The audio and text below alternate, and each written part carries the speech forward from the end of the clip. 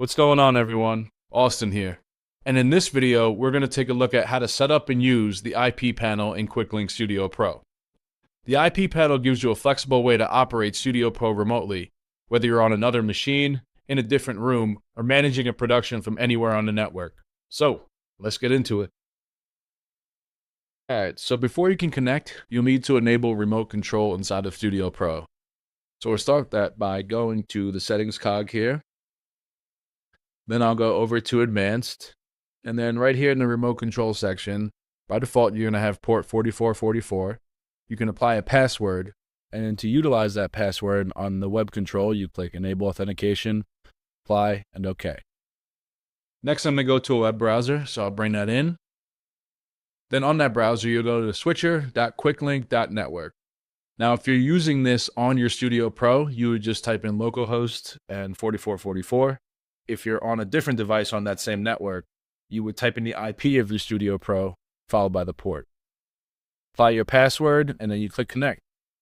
Once you're connected, this is the interface that you can utilize to control your show.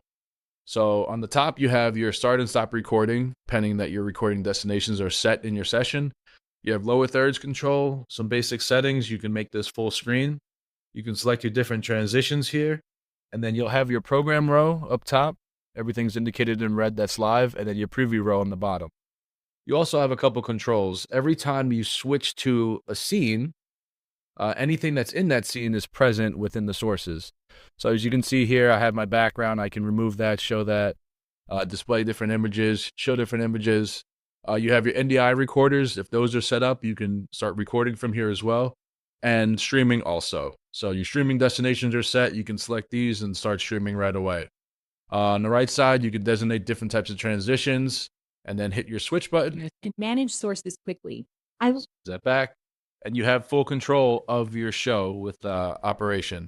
So this can be used in tandem with a control surface or with the interface, but it gives a little more flexibility for operating your production and workflow.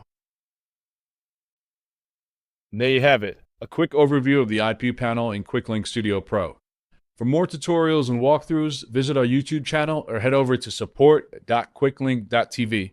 Thank you for watching, and I'll catch you in the next video.